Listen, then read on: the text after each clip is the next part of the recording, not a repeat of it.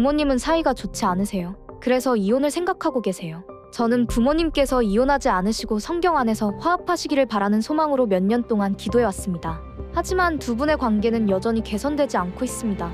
이런 저희 기도는 언제 응답될까요?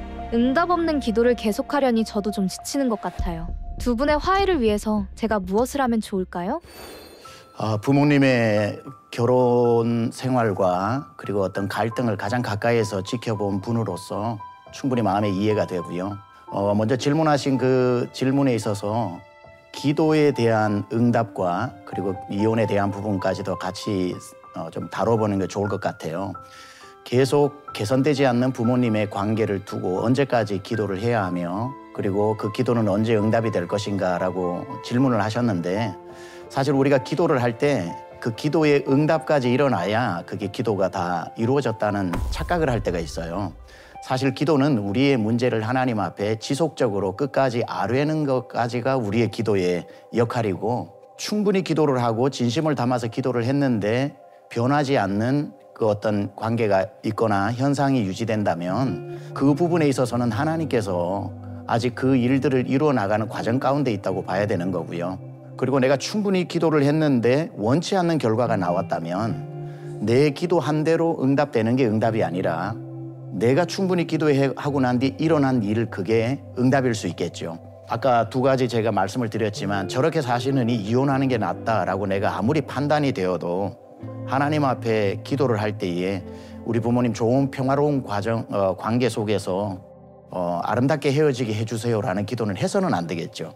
하나됨을 힘써 지키라고 에베소서 4장에도 말씀하고 있고 하나님께서 짝지어 주신 것을 사람이 나누지 못한다 이렇게 말씀하셨기 때문에 정답은 나와 있어요. 우리의 문제는 정답을 아는데 정답대로 살아내기가 힘들다는 것 아니겠습니까?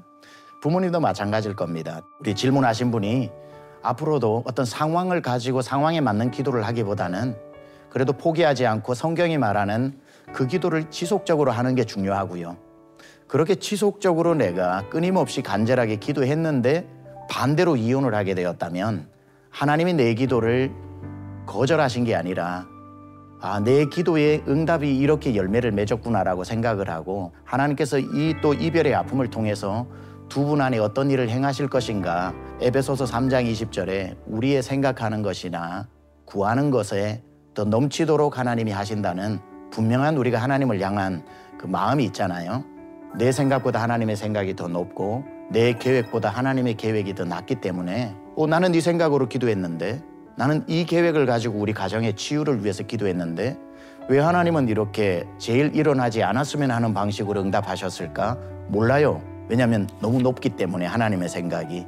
그리고 다 이해 못해요. 너무 깊기 때문에. 그러나 그때의 지점에서 내가 하나님을 해석하는 게 아니라 나보다 크신 하나님을 신뢰하는 거죠. 이 방법을 통해서 또 우리 가정에 하나님께서 우리 엄마와 아빠 사이에 새로운 일을 행하실 수 있겠다. 그리고 그때 기도를 끝내면 되는 게 아니라 사실 또 다른 차원의 기도는 다시 시작돼야 되는 거겠죠. 지금 이런 결과가 나왔어요, 하나님.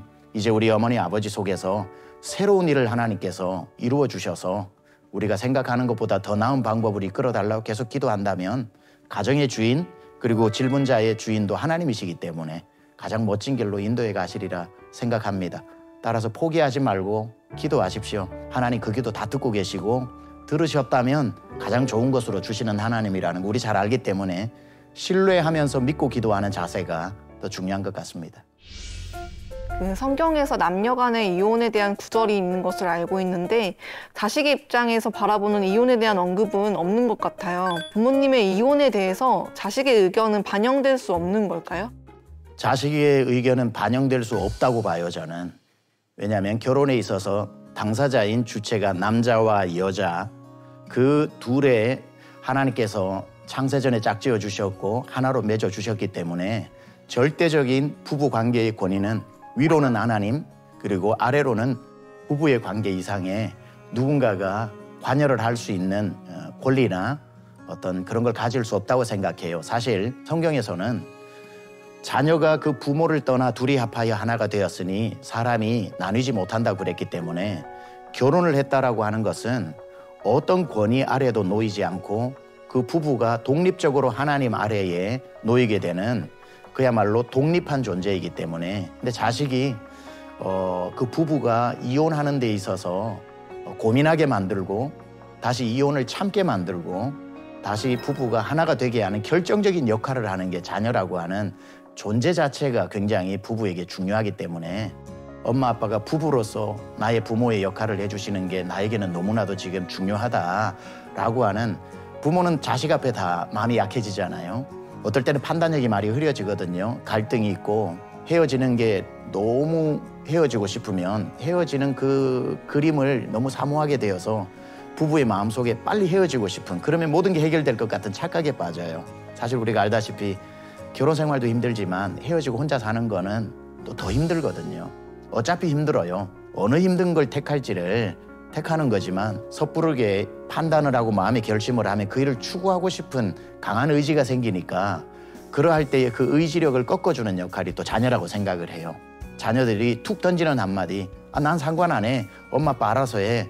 이제 뭐 엄마 아빠 우리 다 키워놨으니까 이렇게 섣부르게 답을 주지 말고 자기의 바람들과 존재감을 계속 얘기해 줘서 부모가 한 번 더 생각하고 한 번 더 고민하고 한 번 더 마음을 바꾸어서 또 견뎌내면 지금은 도저히 못 살 것 같아도 조금 버틸 힘이 생겨서 견디는 중에 새로운 일이 일어나는 경우가 많아요. 또 사랑이 싹트기도 하고 생각이 바뀌기도 하고 또 의외의 새로운 일들이 일어나서 마음이 돌이켜지는 일들도 많아서 제가 자주 쓰는 말이 인내가 뭡니까? 누가 물어보면 도저히 참을 수 없을 때 한 번 더 참는 게 인내입니다. 제가 이렇게 얘기를 해요. 그러니까 결혼 생활도 그런 것 같습니다. 여기가 끝이야 라고 할 때에 6개월만 더 이렇게 해서 계속해서 시간들을 만들어내고 그 기간 안에 일하시는 하나님을 또 기다려보는 거 그게 결혼 생활을 이어가는 또 하나의 기술이기도 하고 행복하게 살아온 부부들의 삶을 현미경처럼 가까이서 들여다보면 다 그렇게 살아왔어요. 좋아서만 살아온 사람이 아니라 버틸 때 버티고 견딜 때 견디고 그렇게 지나온 세월 속에서 견고해지고 깊어지면서 또 부부라고 하는 멋진 그런 아름다운 부부가 있는 것처럼 우리 남편만 이래 아내가 이래 이렇게 하면은 다른 데는 다 평화로운데 우리 집만 지금 불이 난 것 같으니까 그렇게 생각하지 말고 좀 여유를 두고 다 이런 삶 지나간 거야. 다 이런 삶을 겪은 거야. 그리고 잘 가는 사람이 못 가는 사람보다 훨씬 많아. 우리도 가봐야지 하는 그러한 시간을 벌기 위해서 자녀는 의견을 줘서 헤어져 계속 살아라기보다는 좀 더 버텨줘 라고 하는 메시지를 주는 역할이 가장 좋지 않을까. 그래서 자식 때문에 6개월 버텨보다가 그때 뭔가가 일어나게 될 때 그 6개월이 없었더라면 우리 부부 참 위험했는데 그 6개월이 우리를 살렸다. 또 그렇게 멋진 또 고백이 나오지 않을까 생각합니다. 그럼에도 불구하고 두 분이 이혼을 하게 될 경우 자녀로서 어떤 기도를 하면 좋을까요?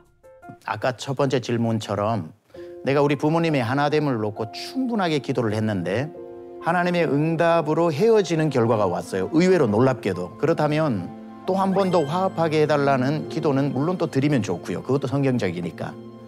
그런데 만약에 그 일 속에서 새로운 삶에 있어서 하나님이 더 새롭게 역사해달라고 기도하는 것도 중요하겠죠. 바울 같은 경우도 평생 독신으로 있었던 것 때문에 그가 했던 많은 사역들이 있을 수 있는 것이고 내가 부부로 있으면서 하나님 앞에 영광을 돌리고 하나님의 일을 하는 것보다 혼자 있음에도 불구하고 더 많은 하나님의 일을 할 수 있는 방향으로 나간다면 이혼 후에 하나님과 멀어지거나 더 비참해지거나 내가 이전보다 더 못한 삶으로 간다면 그건 잘못된 이혼이고 뭐 잘된 이혼이라는 건 없지만 이혼을 했는데 내가 하나님께 더 가까이 나가고 하나님의 일을 더 감당하게 되고 하나님과 더 깊어지고 친밀하게 된다면 이혼 자체라기보다는 이혼 후의 삶이 하나님이 이해해 주시는 삶이 되지 않을까 생각을 해서 부모님이 어떤 충분한 고민 끝에 기도 끝에 이혼이라고 하는 일을 선택했다면 자녀는 다시 합해 주세요라는 기도도 하겠지만 더 나은 기도는